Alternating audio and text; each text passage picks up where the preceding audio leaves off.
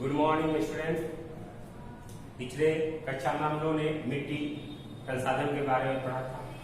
मिट्टी का उपयोग, मिट्टी का बर्तन, मिट्टी की बनावट, ये सब हम लोगों ने जानकारी दिया था पिछले वीडियो में। आज अगला टॉपिक है जल संसाधन। जल संसाधन बच्चों, हम लोग जानते हैं जल की आवश्यकता। हम लोग सुनते हैं जल ही जीवन है, जल है तो जीवन है। कई प्रकार की बातें जल के बारे में आती हैं और हम लोग भी जानते हैं कि सुबह से उठने के बाद हमारा काम सारा जल के साथ ही शुरू होता है। जल हमारे जीवन के लिए प्रकृति द्वारा एक महत्वपूर्ण देन है। जल हमारे जीवन के साथ जुड़ा हुआ है। अगर हम खाना खाए बगैर रह सकते हैं, लेकिन पानी पिए बगैर, जल पिए बगैर नहीं रह सकते। आप लोगों ने देखा होगा हॉस्पिटल में जब किसी का तबीयत खराब होता है तो सबसे पहले उसको पानी चढ़ाया जाता है, जल दिया जाता है। इस तरह की बातें, इससे साबित होता है कि जल हमारे लिए कितना उपयोगी है और कितना महत्वपूर्ण है। लेकिन उसके बावजूद भी इस पृथ्वी पर सबसे अधिक जल की मात्रा है जो महासागरों में, समुद्रों में फैली हुई है। इससे ही पूरे 3 हिस्से में जल की मात्रा है पृथ्वी पर। 4 हिस्से में 3 हिस्से पर जल की मात्रा है। 1 हिस्से पर आप लोगों को पठार, पर्वत, मैदान जो भी है। लेकिन 3 हिस्से जल होने के बावजूद भी हमारे पास पानी पीने के लिए मात्र 1% जल भी नहीं है। 1% जल भी पानी पीने लायक नहीं है। सारा जल समुद्रों, महासागरों में है, जो कि खारा होता है, नमकीन होता है, हम उसको पी नहीं सकते हैं। नदियों, तालाबों का जल आज दूषित हो गया है, प्रदूषित हो चुका है, तो उसे हम पी नहीं सकते हैं। जमीन के नीचे जो जल हमको पीने लायक आता था, वो पहले कम दूरी पे आता था, अब बहुत नीचे जाना पड़ता है। पहले 40 फीट पर, 30 फीट पर पानी पीने लायक होता था, आज आपको 250, 200 फीट पे जाना पड़ता है। जल हम जानते हैं, आप लोग देखिए, भारत के बहुत सारे या विश्व के बहुत सारे बड़े बड़े शहरों का विकास नदियों और समुद्रों के किनारे हुआ। नदियों और समुद्रों के किनारे हुआ। क्यों?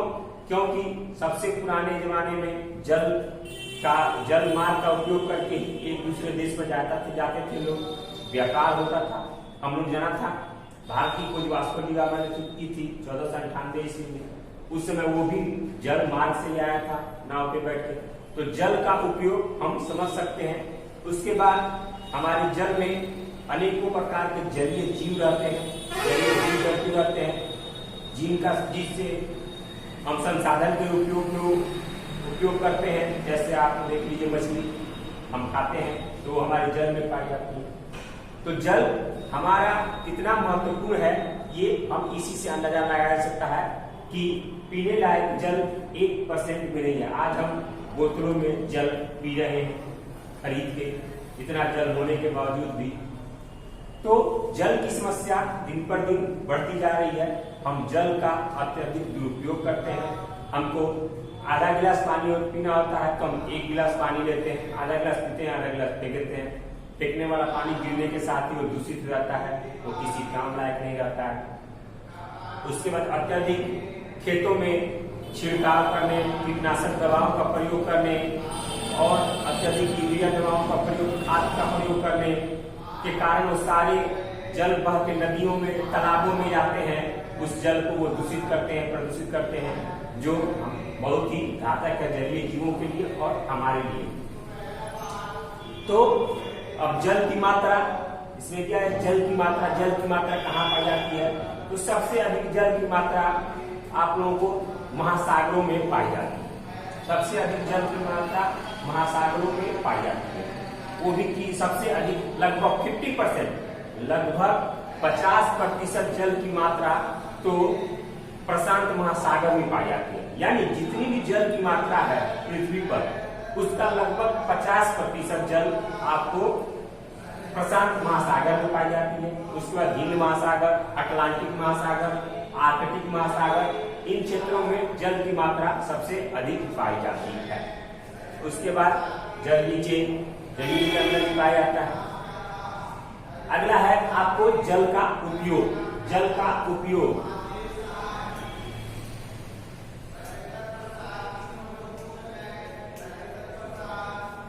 जल का उपयोग आप लोग जानते हैं। जल का उपयोग, जल का उपयोग किस चीज में किया जाता है? आप लोग आसानी से लिख सकते हैं। खाने में, नहाने में, बर्तन धोने में, कपड़ा धोने में, सिंचाई करने के लिए, बड़े बड़े मकान को बनवाने के लिए जल की आवश्यकता है।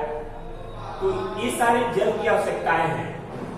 सिंचाई करने के लिए, खाने के लिए, पीने के लिए, नहाने के लिए, ये जितने भी सारे हैं ये जल के उपयोग हैं। तो हम उपयोग अपने से भी लिख सकते हैं कि जल के कौन कौन से उपयोग हैं। इन सबको उपयोग हम जल के अलावा और ऐसा नहीं कर सकते। इसमें और आया है जल चक्र। जल चक्र, जल चक्र किसे कहते हैं? जल चक्र, जल चक्र, जल चक्र देखिए, जल चक्र में क्या होता है? एक चक्र है। पूरे महासागरों का जो जल होता है वो वाष्पीकृत होकर वायुमंडल में आता है। जैसे महासागर,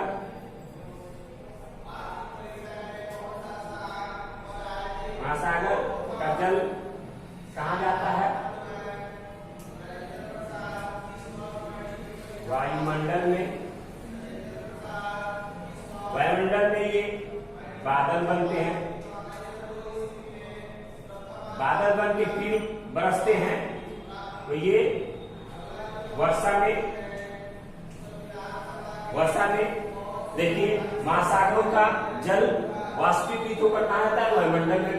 वायुमंडल में बादल बनते हैं। बादल फिर बारिश करते हैं, फिर वर्षा के रूप में पानी गिरता है और फिर वो महासागरों में जाता है, नदियों में जाता है, तालाबों में जाता है और फिर ये चक्र चलता रहता है। इसे जल चक्र कहते हैं। इसे जल चक्र कहते हैं। तो जल चक्र आपने समझा। इसी तरह जल चक्र होता रहता है और जल की पूर्ति होती रहती है। जल एक नवीकरणीय संसाधन है। इसको फिर से पुनः प्राप्त किया जा सकता है। जल का चक्र से प्राप्त किया जा सकता है। इसके बाद जल का वितरण, यानी जल का वितरण। तो आप लोगों को मैंने पहले ही बताया, जल का पृथ्वी पर कुल जल का लगभग 97%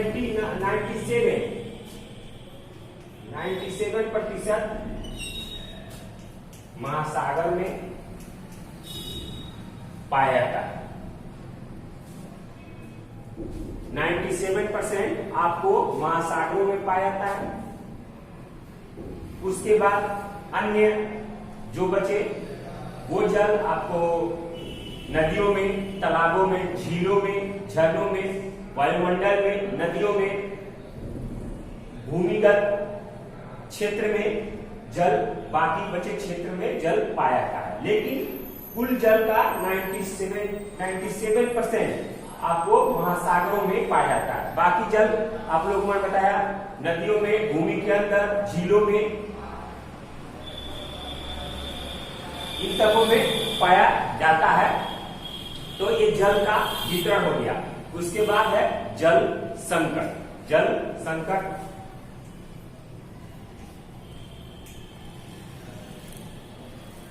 जल संकट, जल संकट कैसे? जैसे मान लीजिए उदाहरण स्वरूप आपको बहुत तेज प्यास लगी हो और कहीं पानी पीने के लिए नहीं मिल रहा, तो जल संकट है। आप तो नदियों का पानी पी नहीं सकते, तालाब का पानी पी नहीं सकते, महासागरों का पानी पी नहीं सकते, तो ये जल संकट है। आने वाले समय में जल संकट की समस्या गंभीर होती जाएगी। आने वाले हो सकता है भविष्य में लोगों को जल समस्या से जूझनी पड़े, जल संकट से जूझना पड़े और जल की समस्या बढ़ती जा रही है। जल का अत्यधिक दुरुपयोग, जितने जल की आवश्यकता है उतना जल हम नहीं लेते, अधिक से अधिक जल को बर्बाद करते हैं। हमारे पास तकनीकी आधार पर विकास नहीं है जिस विकास के आधार पर हम जल का सही उपयोग कर सके, इसलिए जल संकट उत्पन्न हो गया है। और जल बारिश हमेशा होती नहीं है, भूमिगत जो जल है जो पीने लायक है वो और नीचे चला जा रहा है, जल समस्या पैदा हो रही है, बारिश नहीं हो रहा है, खेतों में जल की नमी सूखते चली जा रही है, तो ये जल संकट है। उसके बाद है जल के कमी के कारण। जल के कमी के क्या कारण है? जल के कमी के क्या कारण है? जल के कमी के कारण। जल किस कारण कमी? जल की कमी के कारण। तो सबसे पहला इसमें घरेलू कचरा। जल किसके कारण कम हो चुका है? प्रदूषण के कारण। और वो प्रदूषण होता कैसे? हमारे सारे जो जल पीने लायक है, नदी तालाबों में सारे जल प्रदूषित होते चले गए हैं। तो पहला है आप लोगों को घरेलू कूड़ा करकट या घरेलू कचरा। घरेलू कचरा जैसे आप लोग नहाते हैं उसमें साबुन और तेल और सबका प्रयोग करते हैं, वो सारे नालों द्वारा बहकर नदियों तालाबों में जाके गिरते हैं, तो वो सबसे अधिक प्रदूषित फैलाते हैं। दूसरा है औद्योगिक अपशिष्ट कचरा, यानी उद्योगों से कंपनियों से निकले वाले बहुत कचरे पदार्थ जो नदियों में समुद्रों में बहा दिए जाते हैं, वो बहुत अधिक मात्रा में निकलते हैं कचरों का। तो जैसे आप लोग देखिए कानपुर में चमड़ा का उद्योग है, उसमें बहुत अधिक कचरा पदार्थ निकलता है, कचरा गंदा पानी निकलता है जो नदियों में बहा दिया जाता है, तो वो हमको सबसे अधिक नुकसान पहुंचाते हैं, सबसे अधिक जल की प्रदूषण करते हैं। दूसरा बात है नगरीय क्षेत्रों में, यानी जो नगर है, बड़े बड़े महानगर है, उस नगर में गंदा पानी जो है वो नलियों द्वारा वो नली ले आकर समुद्र में या नदियों में गिरा दिया जाता है। वो हजारों लाखों लीटर रोज पानी वो गिर रहा है नदियों में, तालाबों में, जो महासागरों में, जो हमारे जल को सबसे अधिक प्रदूषित कर रहा है। तो उस प्रदूषण के कारण जल की समस्या उत्पन्न हो गई है। दूसरा परिवहन और यातायात की सुविधाएं। परिवहन बना है, गाड़ियों या जो भी हमारे रेलवे है, परिवहन में उसको धोने, उसका कचरा हमारे कहीं ना कहीं नालियों में बहाया जाता है, नालियों के द्वारा समुद्र में को तालाबों में बहाया जाता है। उसके बाद है सिंचाई, अत्यधिक कीटनाशक दवाओं का प्रयोग, अत्यधिक कीटनाशक खाद बीज का प्रयोग जो खेतों में छिड़काव किया जाता है, वो पानी के द्वारा, वर्षा के पानी के द्वारा या सिंचाई के द्वारा वो बहकर नदी तालाबों में चला जाता है, जिसे जलीय जीव मर जाते हैं और वो प्रदूषित करता है।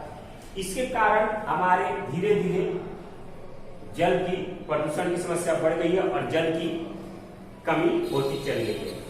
उसके बाद है दूषित जल। अगर आप दूषित जल पी लीजिए तो आपको दूषित जल से बहुत घातक बीमारियां होती है, जैसे आप लोग पीलिया जिसको जॉन्डिस कहते हैं, डायरिया, उल्टी, दस्त, कैप, आपको किडनी की बीमारी, लीवर की बीमारी, इस तरह की अनेकों बीमारियां आपको दूषित जल के पीने से होती हैं।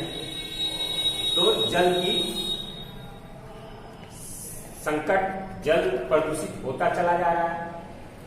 अब जल को हम कैसे बचाएंगे? जल की उपलब्धता कैसे बनाए रखेंगे? जल, पहला जल है वर्षा जल को संग्रहण करने का तरीका। बारिश के जल को संग्रहण करें। दोस्तों, बच्चों, अरुणाचल प्रदेश, हिमाचल प्रदेश में, राजस्थान में ऊपर टंकी बनाकर बारिश का पानी, वर्षा का पानी संग्रहित किया जाता है। टंकी बनाकर, एक गड्ढा बनाकर छत पे ही, और उस जल का उपयोग हम पीने के अलावा अन्य कामों में, बर्तन धोना हो गया, कपड़ा धोना हो गया और किसी काम में करते हैं। तो वो एक अच्छा तरीका है बारिश का पानी संग्रहण करके रख के। दूसरा है छत पर जल का समुचित उपयोग करके, यानी जल का हम उचित उपयोग करें, जल का सही उपयोग करें। वो हमारे लिए बहुत ही आवश्यक है कि जल का उपयोग हम कैसे करते हैं। जैसे आपको जितना पीने का प्यास लगा उतना ही पानी लीजिए, जितना जरूरत हो आपको खेतों में सिंचाई करने के लिए या घासों पर बागों में सिंचाई करने के लिए फुहारों का उपयोग करें। पौधों में सिंचाई करने के लिए ड्रिप तंत्र आता है, जो फुहारों द्वारा पानी दिया जाता है, उसका उपयोग करें। कम पानी में वो काम हो जाता है। तो इस तरह उसके बाद जल को प्रदूषित होने से बचाना, जल के प्रदूषण को हम बचा सकते हैं। सिंचाई के लिए आधुनिक तरीकों का इस्तेमाल करना, हम आपको पहले बता चुके हैं सिंचाई के लिए। उसके बाद जल संरक्षण, जल के उचित उपयोग के लिए किसी को समझाना, उसके लिए समझना, घर में समझाना, इन सारी तकनीकों के आधार पर हम जल को सुरक्षित कर सकते हैं। जल संकट की समस्या को कुछ हद तक कम कर सकते हैं, जल को बचा सकते हैं कि आने वाले समय में जल की उपलब्धता बनी रहे, जल संकट की समस्या नहीं हो।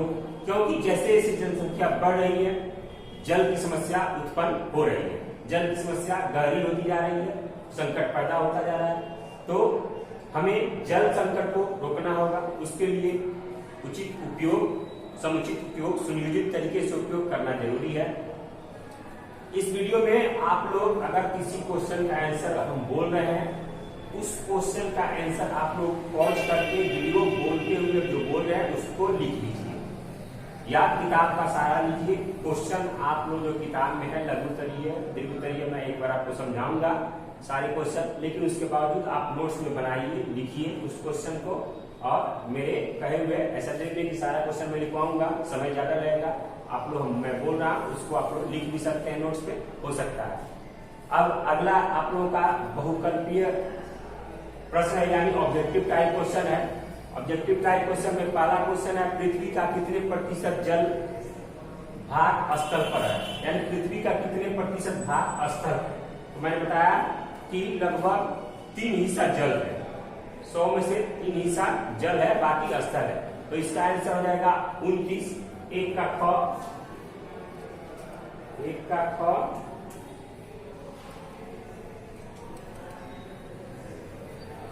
29%।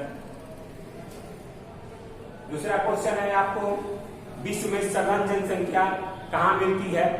मैदानों में, पहाड़ी इलाकों में तो मिलती नहीं है, नदी तालाब में मिलती नहीं है, मैदानों इलाकों में। इसका आंसर होगा ग।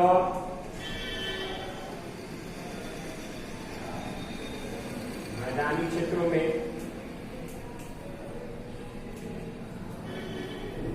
तीसरा क्वेश्चन है, भारत में भूमि उपयोग संबंधी आंकड़े को कौन रखता है? भारत में भूमि संबंधित आंकड़े कौन? क्वेश्चन आप आंसर लिखिएगा तो जाएगा। इसका है ख, भू राजस्व, भू मतलब भूमि, राजस्व मतलब सरकार का राजस्व विभाग, भू राजस्व विभाग। चौथा क्वेश्चन है, भूमि उपयोग के कुल कितने प्रमुख वर्ग हैं? इसका आंसर होगा ग 5। पांचवा है, मृदा में कुल कितने स्तर पाए जाते हैं? इसका आंसर होगा ग 4।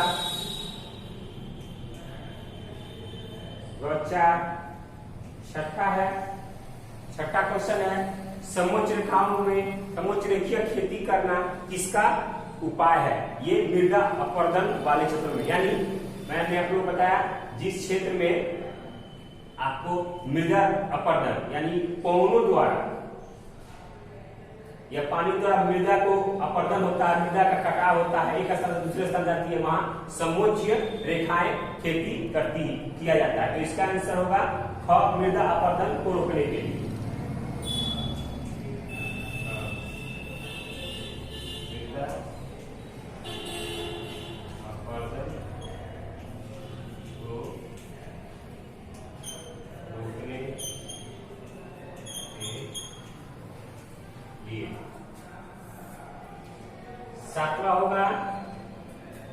सातवां क्वेश्चन आप लोगों का, रासायनिक उद्देश्य से जल किसका संयोजन है?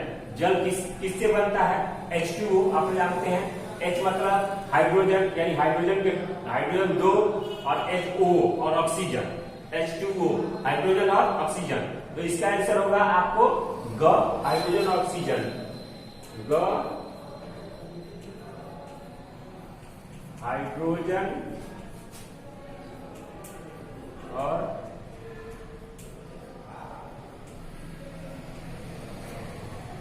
ऑक्सीजन।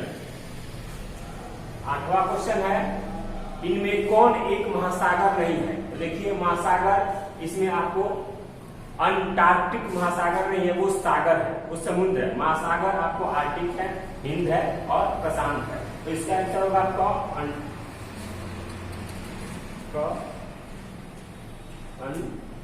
अंटार्कटिक। ये अंटार्कटिक, ये महासागर नहीं है, ये सागर है, समुद्र है। तो ये आप लोगों का ऑब्जेक्टिव टाइप क्वेश्चन हो गया। कल मैं अगले वीडियो में आप लोगों को लघु उत्तरीय क्वेश्चन भी समझाऊंगा। आप लोग अगर अपने से कोई क्वेश्चन लिख सकते हैं तो मैंने बताया जो पढ़ाया उसमें से आप सुन के लिख सकते हैं, उसको नोट्स बना सकते हैं और किताब का भी सहारा आप लोग ले सकते हैं। आप लोग इस किताब को ठीक से पढ़ पाइएगा, क्वेश्चन ठीक से अपने आप से अगर कोशिश करें तो समझ के आइएगा। मैं अगले वीडियो में आप लोगों को क्वेश्चन समझाऊंगा, प्रश्नोत्तर समझाऊंगा। धन्यवाद।